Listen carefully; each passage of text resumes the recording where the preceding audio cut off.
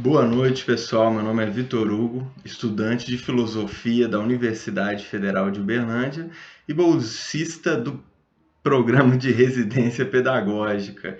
Esse aqui é o material de apoio, pessoal, em relação ao plano de estudo doutorado, o famoso PET, do segundo ano do ensino médio regular. Esse é o volume 3 de 2021, semana 5, eixo temático Conhecer.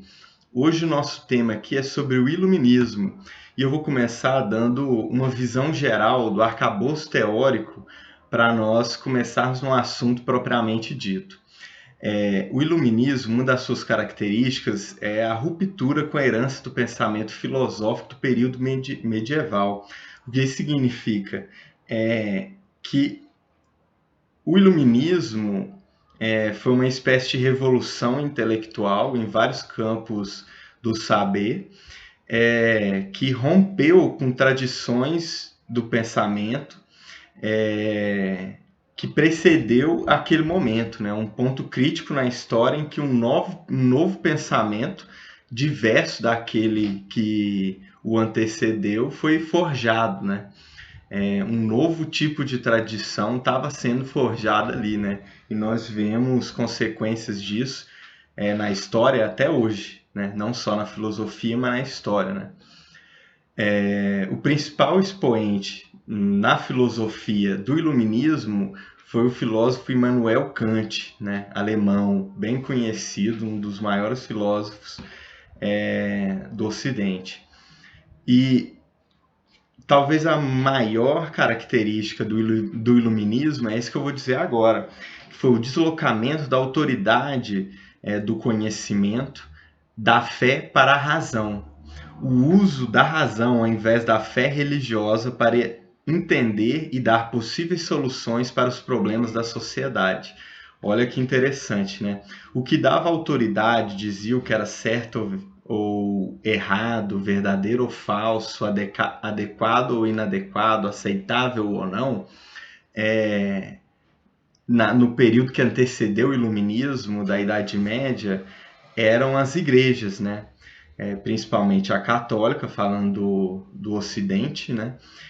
Principalmente a católica, e logo depois a protestante também, né? As religiões, de uma maneira geral, tinham um peso muito maior de falar o que é ou o que não é conhecimento, para fora do que hoje a gente entende do que é ciência, do que é religião, né?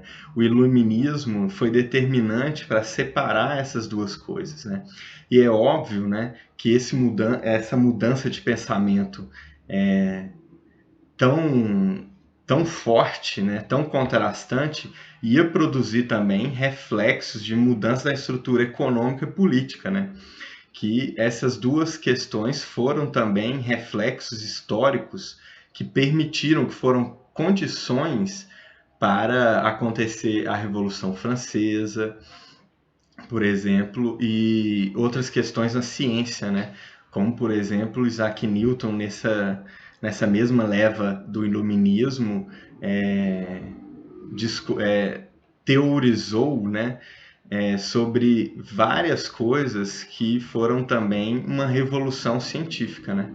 Mas isso já em um outro campo, né? Mas o Newton também influenciou o iluminismo de uma certa maneira, a partir também desse começo de separação que foi feito entre o que é a ciência e o que são as religiões. O que cada uma pode dizer, pode conhecer, pode falar, do que cada uma trata, né? Vamos falar mais sobre isso. Nessa aula a gente vai ter um diferencial do que eu venho apresentando aqui nas minhas contribuições no YouTube, que nós vamos ter a leitura de trechos dos filósofos, né? O contato direto com a obra deles, que vai ser muito enriquecedor, principalmente também pessoal que vai fazer Enem vestibular, né?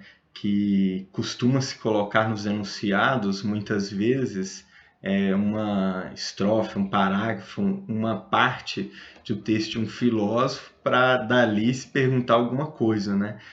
Alguma característica geral que ele apresenta.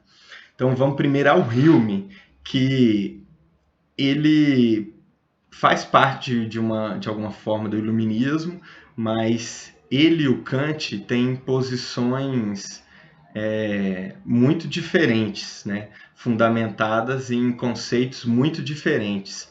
E, como eu disse, o Kant é o principal expoente da filosofia no pensamento iluminista, fundado entre os séculos desenvolvido entre os séculos 17 e 18, e o Kant vai usar muito das contribuições dadas por Hume para pensar a respeito da questão do que é possível conhecer, né? De como se dá o processo do conhecimento, né? Em que bases podemos confiar que aquele conhecimento é de fato adequado, testado e etc. Então, sem mais delongas, vamos ao David Hume. É evidente que todas as ciências têm uma relação maior ou menor com a natureza humana, e que por mais que alguma dentre elas possa parecer se afastar dessa natureza, ela sempre retornará por um caminho ou outro.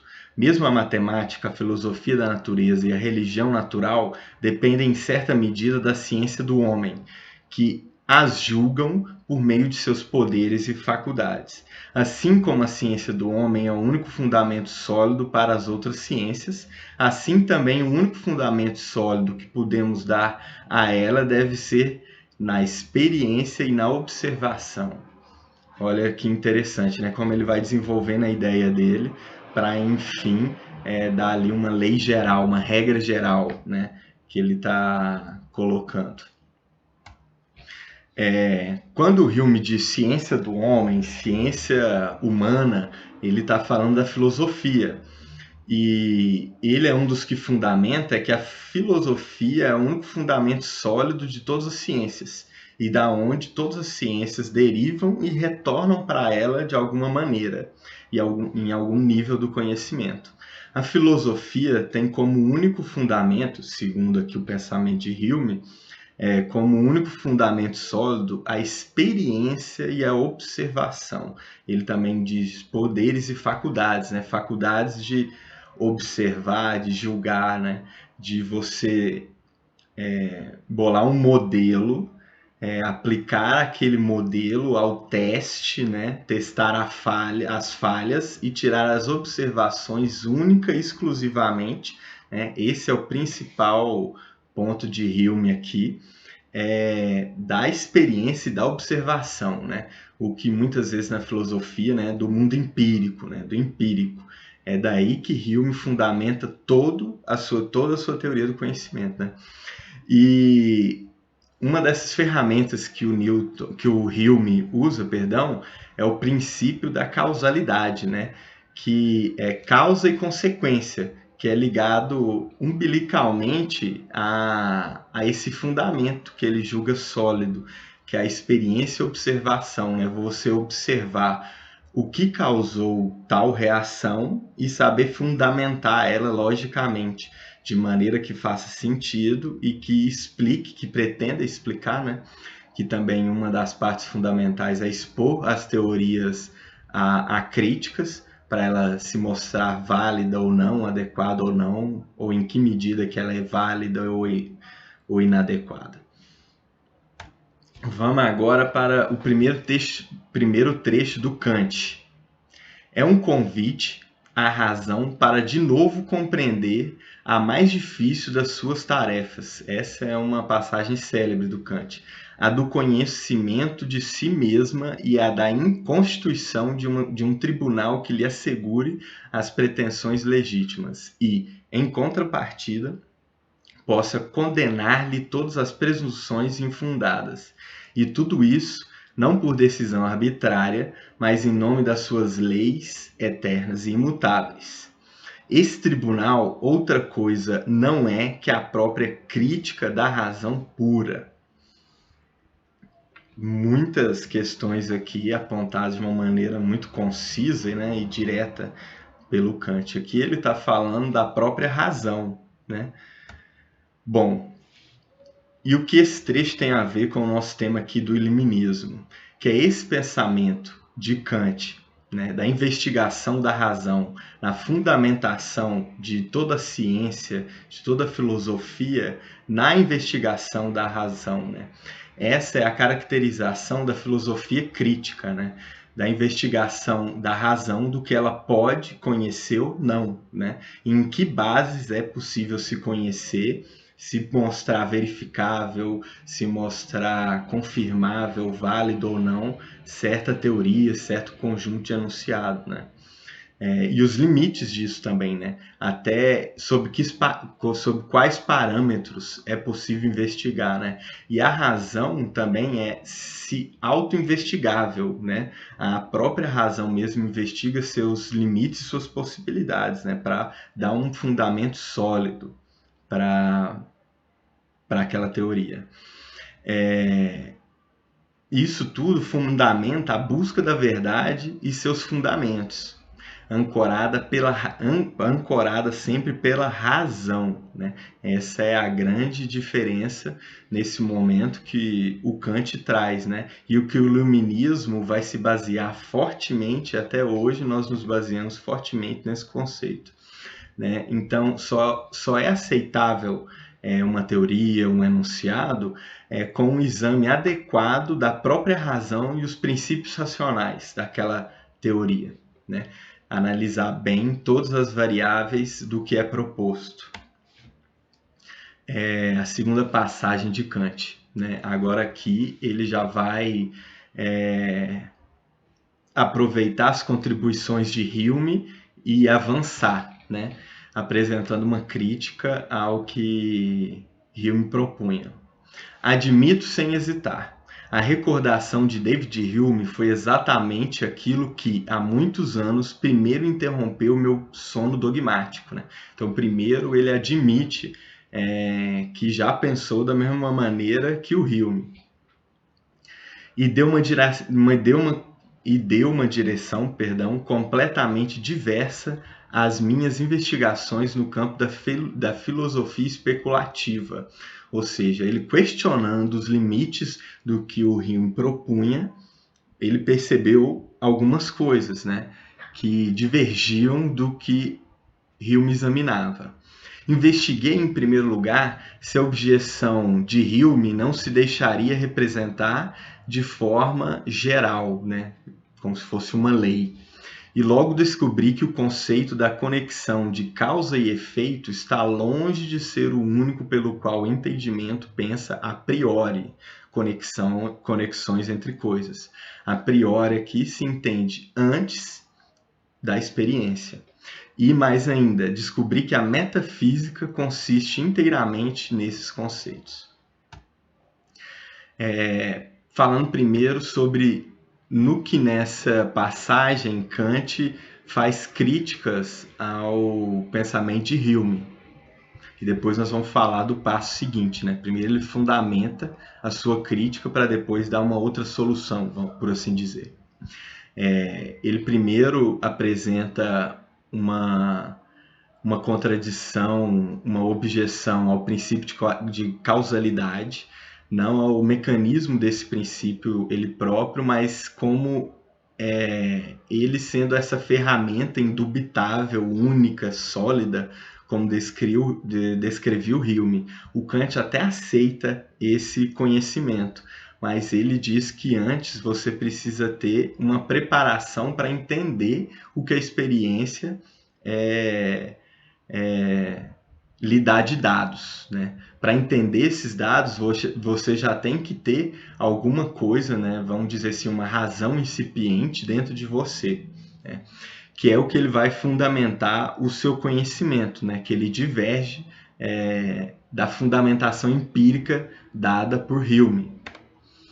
Kant defende o uso da razão sem o auxílio da sensibilidade, né? Experiência e observação, né? A crítica que o Kant fez a Hume. Ou seja, que o conhecimento é alcançado pela razão, que para ele é metafísica, o que não se recorre para conhecer, não se recorre a recursos empíricos, né, para se conhecer. Para Kant, as impressões sensíveis fornecidas pela experiência atuam na construção de nosso conhecimento sobre o mundo. No entanto, nós não conseguiríamos aprender essas impressões sem uma prévia capacidade de conhecer. E vou dizer agora brevemente, né, que não é o foco da nossa aula, que é filosofia, sobre as consequências históricas, que é inevitável também, para dizer assim, a filosofia não tem nada de materialidade, etc. Tem muita, né?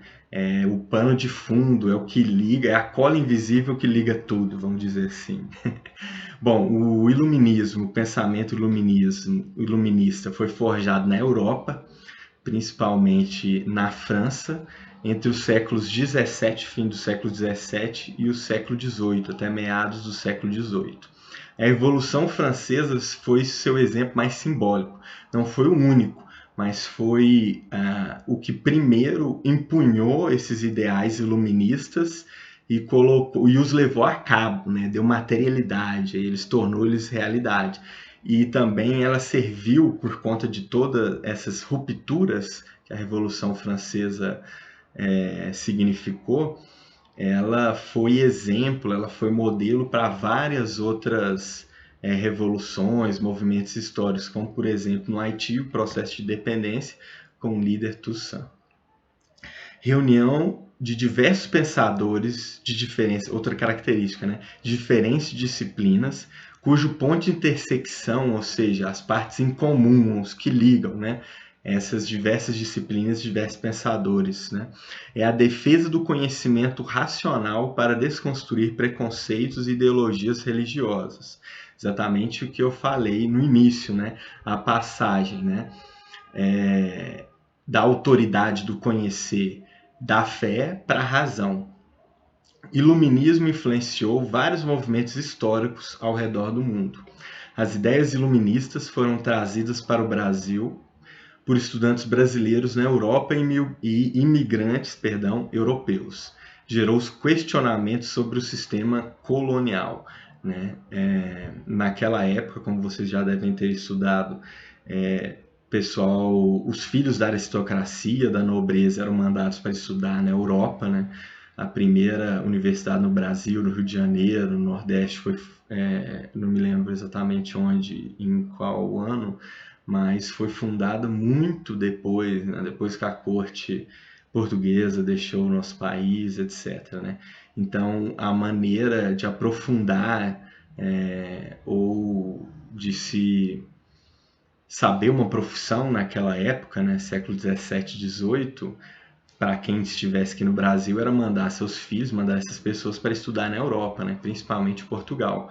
E nas questões iluministas, foi exatamente essas pessoas que foram para as universidades europeias naquela época, que teve contato com essas ideias e trouxe para cá, né, trouxe também livros, né, a respeito disso.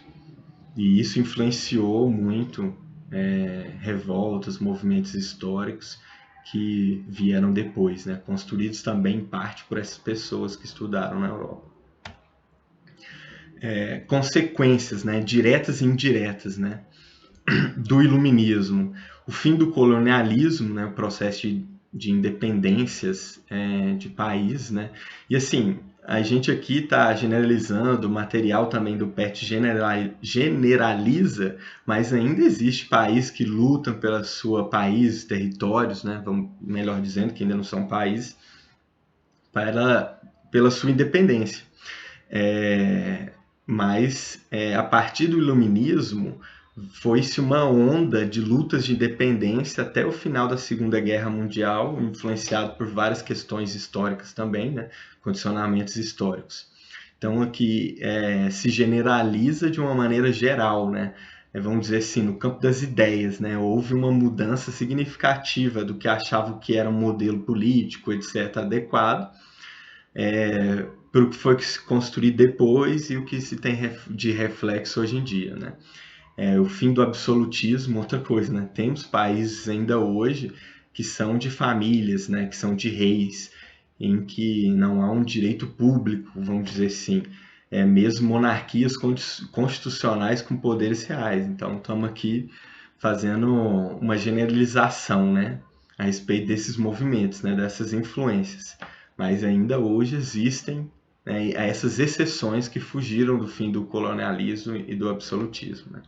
A expansão do liberalismo econômico, né, que, como eu disse lá em cima, a mudança do pensamento, do conhecimento, se reflete numa mudança da estrutura política e econômica, né? Essas pressões são principalmente econômicas, uma pressão muito forte, né?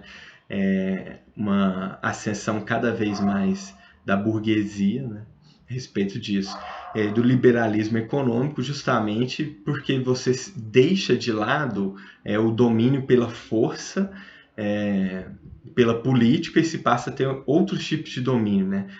Fim do absolutismo e do colonialismo. Você tira as monarquias, você tira a relação metrópole-colônia, né? E isso dá mais liberdade para as relações econômicas serem construídas, né? Porque, por exemplo, se Portugal não autorizasse, como autorizou, o Brasil não poderia fazer comércio com a Índia ou com a Inglaterra, por exemplo, com um país que ela não fosse do interesse dela que nós fizéssemos comércio, né? Porque o interesse em questão que estava em jogo era o da metrópole, era de Portugal, né? Inclusive, só fazer comércio com a metrópole já é uma das formas de dominação. E nesse sentido, houve uma expansão muito grande do liberalismo econômico a partir dos ideais iluministas, né? Uma maior liberdade religiosa também, uma vez que você coloca a razão à frente da fé, né? Não tem uma imposição pura e clara, há uma liberdade de escolha, mas a partir daquilo é um respeito maior. E a estruturação da teoria dos três poderes, né, que se vê mais na história, né, por Montesquieu, no legislativo, executivo e judiciário. E aqui vou passar só por alto, né, mostrando a critério, né, da gente materializar, né, os pensadores dessa época, né. O Montesquieu, Rousseau, né, muito influentes na França, o John Locke, inglês, Diderot também, muito um expoente desse período, né, francês, d'Alembert, Adam Smith, né, expoente do liberalismo econômico, o Voltaire, também francês, né, e os supracitados aí David Hume e Immanuel Kant, para vocês conhecerem, né, a carinha, né, das pessoas que a gente tanto fala. Vamos passar para as atividades, pessoal. O iluminismo ou ilustração foi uma escola filosófica que criticava abertamente o poder absoluto dos reis. No entanto, os próprios iluministas propunham um novo sistema político que consistia, né? O que eu disse, quem ficou ligado aqui na nossa aula vai saber essa aqui facinho. Vou deixar para vocês aí darem uma lida, darem uma pensada, para a gente agilizar aqui, não ficar um vídeo longo demais. Já vou passar para a resposta e a explicação, que é a letra B, claro, na divisão do poder absoluto, né, que estava na mão da monarquia, né, do poder sanguíneo de famílias, para três poderes distintos: executivo, legislativo e judiciário, né, proposto Montesquieu. Atividade 2. O iluminismo é uma filosofia que deixou marcas profundas na sociedade ocidental. Atualmente, inclusive, podemos verificar a influência do iluminismo em fatos como a criação da Constituição, b. elaboração de leis escritas, c. surgimento do parlamento, ou d. instituição dos três poderes, ou ainda e. na conscientização. Essa daqui tá mole, hein, pessoal? Qual alternativa vocês acham que é a correta? É claro que é a D, né? Como a gente disse, também foi citado na questão 1. A última saideira, atividade 3, né, da Universidade Cesgran Rio,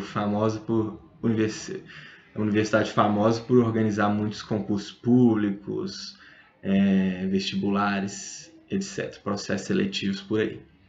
O movimento conhecido como Ilustração ou Iluminismo marcou uma revolução intelectual ocorrida na sociedade europeia ao longo do século XVIII. O Iluminismo, em seu âmbito intelectual, expressou a alternativa A, negação do humanismo renascentista baseado no experimentalismo, na física e na matemática. B, na aceitação do dogmatismo católico e da escolástica medieval. C, consolidação do racionalismo como fundamento do conhecimento humano. D, supremacia da ideia de providência divina para a explicação dos fenômenos naturais. E alternativa E, nenhuma das alternativas acima citadas. Essa aqui é boa para pessoal cair uma semelhante no Enem, hein? Quem souber essa daqui agora, tem certeza que vai estar bem preparado. Qual alternativa vocês acham que é? É a alternativa C, né? Como a gente disse muitas vezes, né? A consolidação do racionalismo como fundamento do conhecimento humano, né? O deslocamento da autoridade da fé, né, dada a qualquer tipo de conhecimento, para a da razão. Eu peço que vocês nos sigam nas redes sociais, nos acompanhem aí nos nossos canais. E por hoje é só, pessoal. Muito obrigado e até a próxima.